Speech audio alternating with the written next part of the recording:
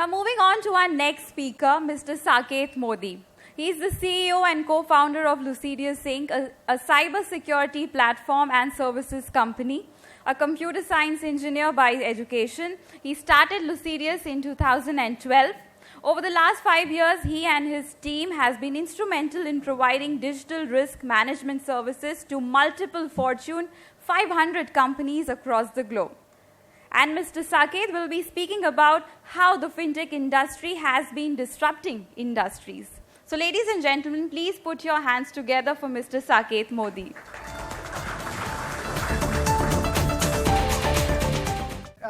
First of all, thank you for the introduction, and CNBC and everybody for having me here. It's absolutely an honor and a pleasure. I'll start with my own introduction. I always like doing that. You know, what we do as a company, what happens in terms of awards and TV recognitions are always a byproduct of who you really are.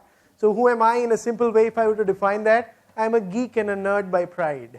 And I say that with, we've been tremendously fortunate to have a team of tremendously awesome nerds that loves sitting on the computer that you would talk about. So when my previous speaker talks about playground of technology for fintech startups, hackers out there are waiting and watching, and when you say playground, you can't even imagine what's going on in their head.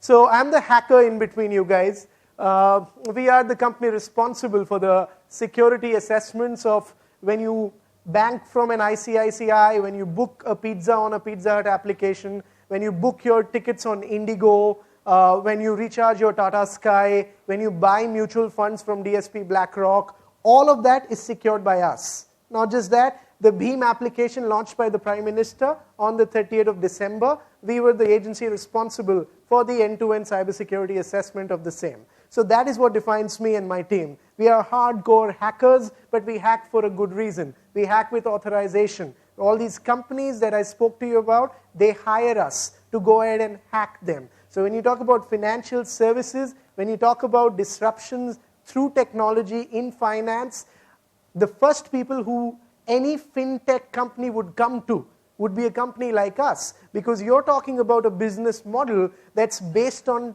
tech, on technology. And any disruption in the tech is not just a tech disruption, but a business disruption. And that's the reason why security becomes one of the most crucial things that is discussed centrally, starting from the investors to the board till the executive committees of the largest of the companies globally.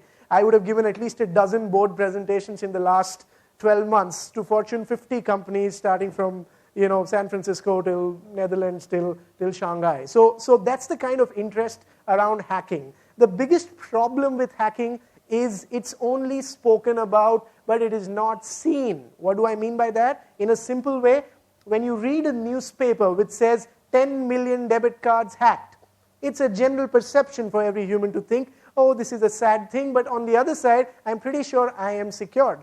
The irony was, where you had 1 billion Yahoo passwords that came out in the public, the total number of users that Yahoo had was 1.2 billion people. So effectively, you had more than 85% of Yahoo users whose email accounts and their passwords were made public just 3 months back.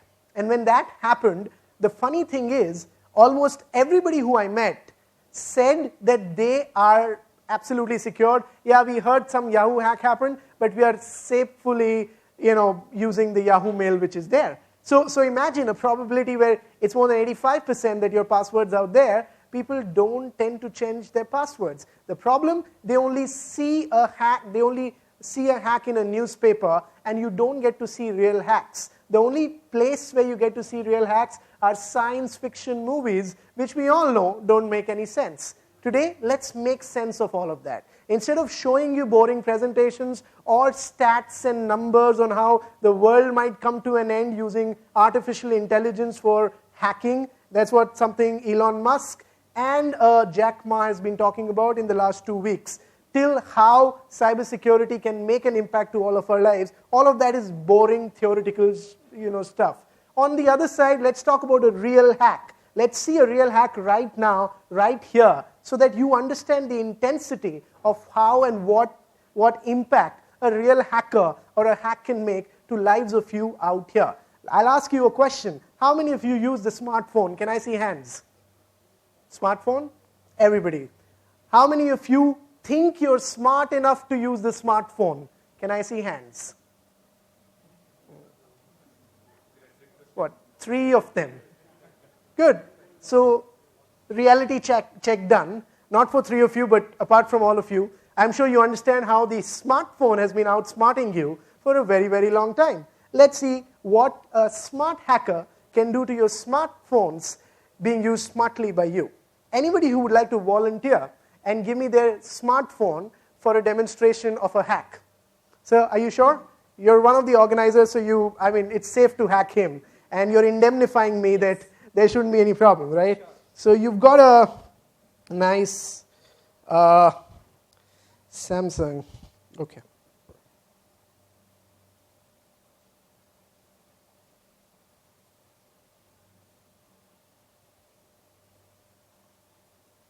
Yeah, I think we're done.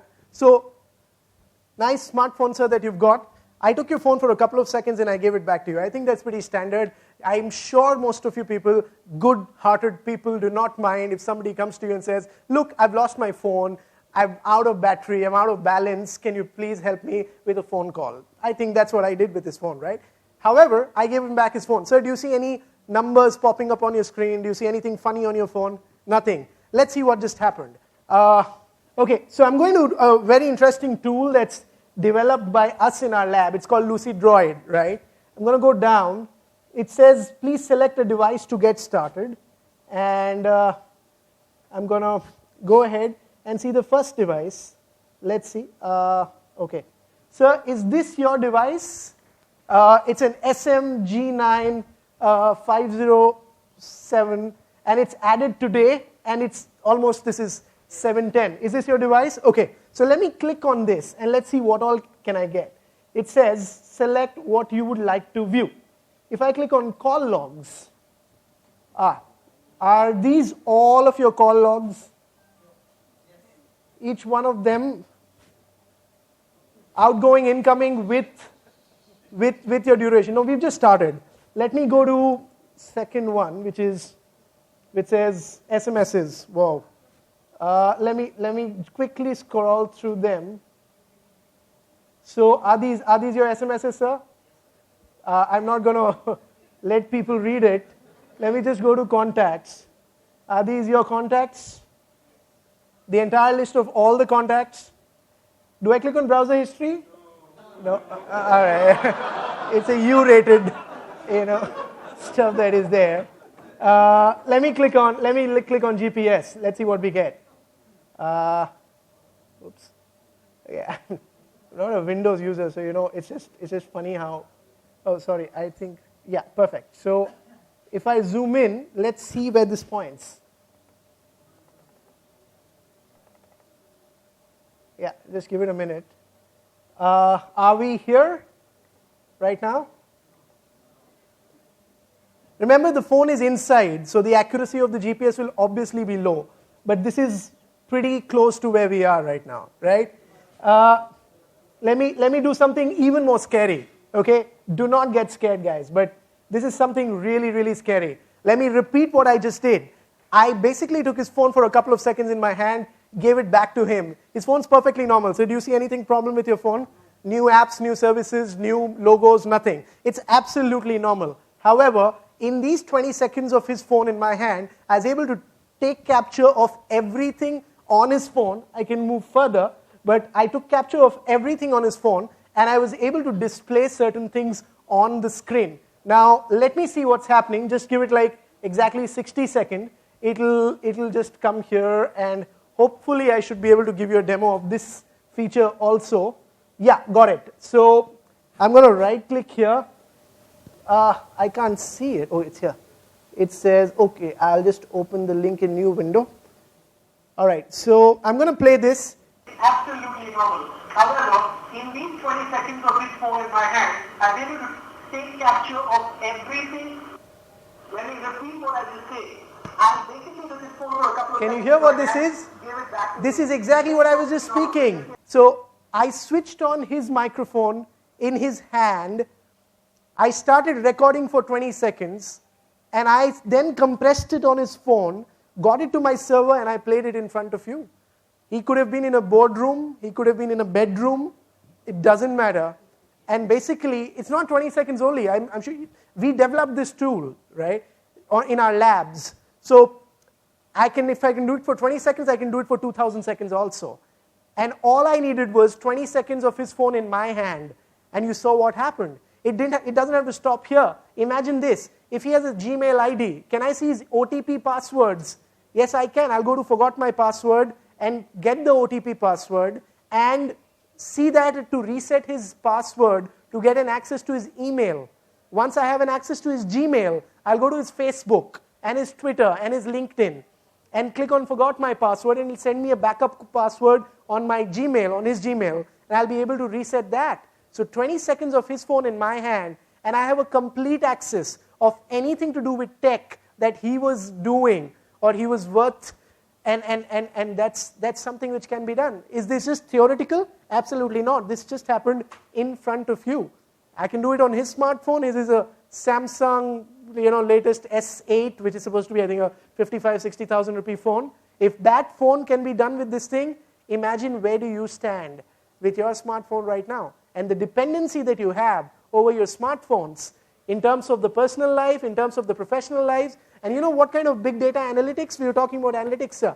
I'll tell you what we do. So what's really possible today is, I'm talking about today, right here, right now, the encryption used using WhatsApp to store your messages on your phone, on your Android, that is breakable right now. It's a cat and mouse game. Every 2 weeks, there's a new breakage that comes, and then they will update it, and there's a new patch that comes in. This keeps happening. Right now, there is a vulnerability in the encryption code using which the WhatsApp conversations on your phone can easily be extracted. Now, you'll say, what's the big deal? If you have access to somebody's phone and you're getting back his WhatsApp, you could have just done it by clicking on the WhatsApp app, right? You don't need a dump on the database on the phone to be able to see that. The best part is, WhatsApp does not delete any of your messages that you delete from WhatsApp. So the best part is that every deleted conversation of yours, and you only delete the interesting ones. So every deleted conversation of yours, that is something which is there on your phone right now. It's encrypted. You can't read it. Go to Files, WhatsApp, Databases is a folder, and you'll find 10 encrypted files which you'll not be able to open. But you'll see the names of those files. I'm saying right now, there's an exploit using which we can break that encryption and see all the pictures, messages that you've ever sent on WhatsApp, and you've deleted them also. Of course, the non-deleted one would also be there. Imagine, all of this is possible as we speak right now. We're living in a world where the DNC, the Pentagon, if you followed the news today morning, Honda and their manufacturing plant in Japan was stopped for a day because of the WannaCry hack which happened. The Department of Health, hospitals in the UK were stalled just 2 weeks back using WannaCry. If you know, the CIA and the NSA have been breached left, right, and center, and we know that thanks to our friends like Julian Assange and Edward Snowden, and we know what kind of a place we are in. By no means I want to scare you. I'm telling you the facts. None of this is fiction. This is how the world is moving to right now.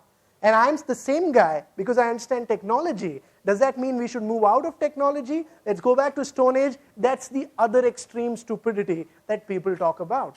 The evolution of humankind that has happened in the last 20 years, thanks to technology, has been far more than what we have done in the last 2,000 years. So going back is not an option. That going forward, knowing the right checks and balances, and having the right people, framework, policies, and the technology and the people in place is the only way forward.